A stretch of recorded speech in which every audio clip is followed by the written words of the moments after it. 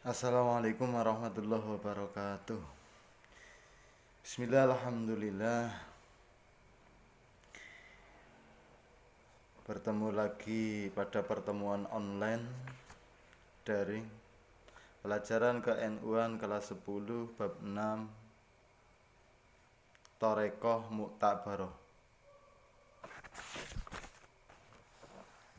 Pembelajaran pertama yaitu memahami pengertian Thorekoh Muktabaroh.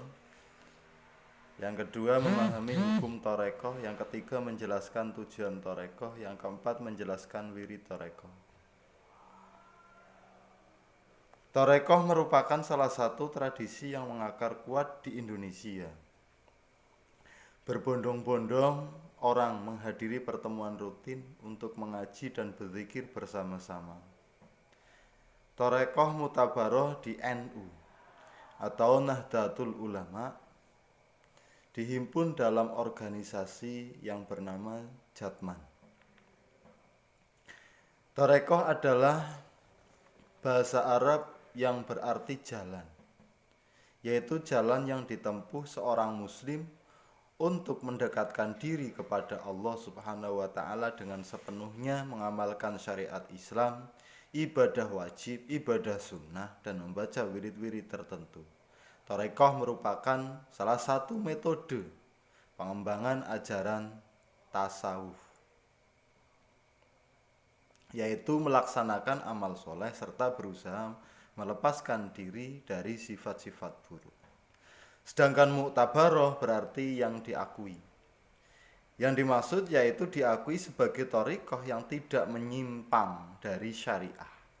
Artinya, jika ada thariqah yang menyimpang dari syariah Islam, berarti bukan muktabaroh. Bahkan kemungkinan ada pemahaman yang keliru, sehingga membuat umat Islam yang mengikutinya bisa menjadi salah paham.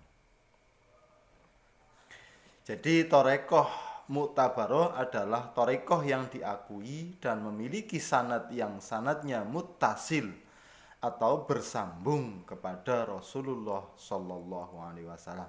Dengan demikian, paham thariqah muktabaroh benar-benar sesuai dengan perintah dan sesuai dengan ajaran Rasulullah Shallallahu Alaihi Wasallam. Thorekoh dapat diklasifikasikan menjadi dua macam. Yang pertama yaitu thorekoh sebagai bagian dari tahap syariah, thorekoh, hakikat, dan makrifat. Yang kedua adalah madrasah thorekoh. Sebagai umat Islam perlu meningkatkan kualitas keislamannya. Umat Islam memerlukan suatu metode untuk menjalankan Islam dengan benar dan semakin mendekatkan diri kepada Allah. Dalam proses meningkatkan kualitas keislaman tersebut, umat Islam memerlukan seorang guru yang membimbingnya untuk menjadi lebih baik. Guru di sini dalam thariqah disebut sebagai mursyid atau orang yang menunjukkan jalan. Dan wakil mursyid disebut khalifah. Sedangkan pengikut thariqah disebut murid atau salik, atau orang yang menempuh jalan spiritual, dan tempat thariqah disebut ribat atau zawiyah. Hubungan guru dan murid dalam thariqah adalah bagian dari menyambung sanad sampai kepada Rasulullah. Jika ada thariqah yang sanadnya tidak nyambung kepada Rasulullah, berarti bukan dikatakan sebagai thariqah yang muktabaroh. Thorekoh bertujuan untuk mencari keridhaan Allah melalui latihan jiwa atau tirakat. Dalam bahasa Arab disebutkan yaitu adalah riyadhah. Selanjutnya berjuang melawan hawa nafsu. Bahasa Arabnya mujahadah, dan membersihkan hati dari sifat yang tercela. Bahasa Arabnya yaitu tazkiyah. Ketiga-tiganya harus dilakukan agar dalam menjalankan thariqah mendapat buah keindahan. Seorang murid thariqah seyogianya memiliki tiga sikap. Di antaranya yang pertama adalah sikap ikhlas. Artinya yaitu segala niat dan amalnya hanya karena Allah, bukan karena ingin dipuji oleh manusia atau agar dianggap sebagai orang soleh, apalagi hanya untuk pamer-pameran saja. Yang kedua yaitu muraqabah. Artinya yaitu merasa selalu diawasi oleh Allah dalam segala perilaku dan ucapan, sehingga selalu berhati-hati dalam menjaga perilaku dan ucapan yang menyakiti orang lain. Kadang-kadang kita dalam berkata itu kurang sopan, kurang baik. Makanya kita harus muraqabah. Agar apa? Agar kita terhindar dari sifat-sifat yang jelek atau perilaku yang tidak baik. Yang ketiga yaitu muhasabah. Artinya selalu introspeksi dari atas perbuatan dan ucapan. Karena apa yang menurut manusia benar belum tentu benar menurut Allah. Menurut kita benar belum tentu menurut orang lain benar. Menurut kita benar, menurut orang lain benar belum tentu benar menurut Allah. Selanjutnya pembahasan yang kedua yaitu hukum mengikuti thariqah menurut Gus Dur atau Kiai Haji Abdurrahman Wahid. Mengikuti thariqah adalah hukumnya wajib bagi setiap muslim. Thariqah yang dimaksud di sini adalah thariqah yang murid berbaiat kepada mursyid, mengikuti salah satu thariqah mutabaroh dan menjalankan wirid thariqah mutabaroh. Yang ketiga, macam-macam thariqah mutabaroh.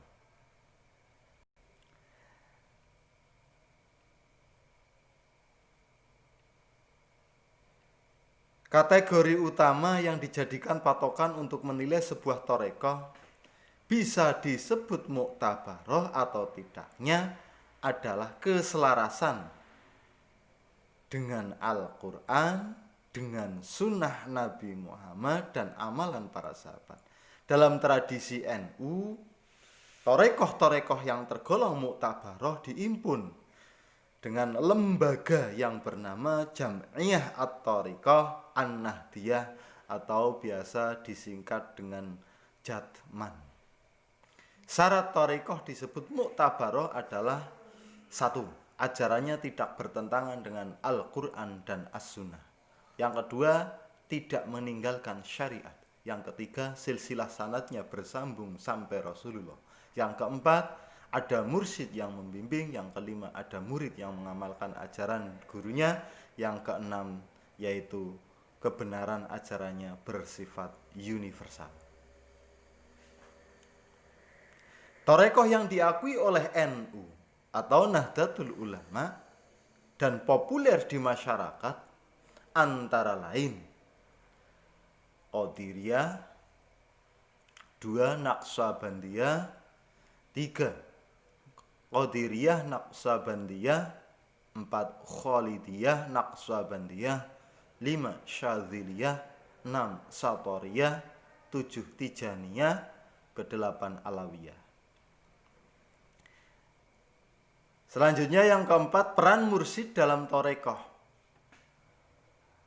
Mursyid adalah sebutan untuk menyebut guru thariqah. Mursyid berasal dari bahasa Arab yaitu irsyad atau bahasa Indonesianya petunjuk. Menjadi isim fa'il yaitu mursyid atau orang yang memberi petunjuk. Mursyid menjadi perantara murid thariqah untuk sampai kepada Allah Subhanahu wa ta'ala. Peran mursyid dalam thariqah diantaranya satu, sebagai pelestari sanad. Kedua yaitu sebagai tawasul. Yang ketiga sebagai tawajuh. Yang keempat sebagai pemberi irsyad atau bimbingan. Kelima yaitu zikir thariqah. Zikir secara bahasa bermakna mengingat dan menyebut. Dalam hal ini adalah mengingat keagungan Allah dan menyebut asma Allah Subhanahu wa ta'ala. Mengingat dan menyebut Allah dalam zikir bersifat saling terkait dan melengkapi. Menyebut merupakan zikir lisan yang akan mendorong hati untuk mengingat Allah. Demikian sebaliknya, suatu saat mengingat yang menjadi zikir, hati pun akan mendorong lisan selalu menyebut Allah. Zikir kepada Allah bisa dalam beragam bentuk. Ada beberapa bentuk, ada 3 jenis zikir yang dilakukan pengamal thariqah. Yang pertama yaitu zikir nafi isbat. Adalah zikir yang mengucapkan kalimah la ilaha illallah. Yang kedua yaitu zikir ismu zat. Adalah zikir yang dilakukan dengan mengucapkan kalimah Allah. Biasanya kalau melakukan zikir itu hanya mengucapkan Allah, Allah, Allah, Allah, seperti itu. Yang ketiga yaitu adalah zikir hifdzul anfus. Adalah zikir yang dilakukan dengan mengucapkan kalimah huwa Allah, huwa Allah, huwa Allah, huwa Allah, huwa Allah. Seperti itu. Zikir memiliki beberapa keutamaan. Di antara keutamaan zikir, 1, zikir adalah sebagai amalan yang paling disukai Allah. Yang kedua adalah sebagai amalan yang menyelamatkan diri dari azab Allah. Yang ketiga adalah amalan yang menjaga diri dari gangguan setan. Yang keempat, zikir menjadi penenang dan penentram hati. Yang kelima, zikir menambah berkah dan menjadikan hidup nyaman. Yang keenam, zikir menyebabkan keselamatan dari kesulitan. Yang ketujuh, zikir menjadi penyebab seorang dibanggakan Allah di hadapan para malaikat. Itulah makna atau keutamaan daripada zikir. Selanjutnya pelaksanaan zikir masing-masing thariqah bervariasi, baik segi jumlah maupun urutan. Zikir dalam thariqah dilakukan dalam waktu tertentu dan dengan teknik tertentu. Thariqah juga mengatur teknik, formula, tahapan, dan tujuan zikir secara detail. Demikian uraian dari saya materi ke-NU-an kelas 10 SMK bab ke-6 thariqah mu'tabarah. Mudah-mudahan penjelasan ini bisa bermanfaat. Jika ada kekurangan, mohon maaf. Jika ada kelebihan, berarti itu adalah fadl dari Allah. Sekian. Wallahul muwafiq ila aqwamit thariq. Wassalamualaikum warahmatullahi wabarakatuh.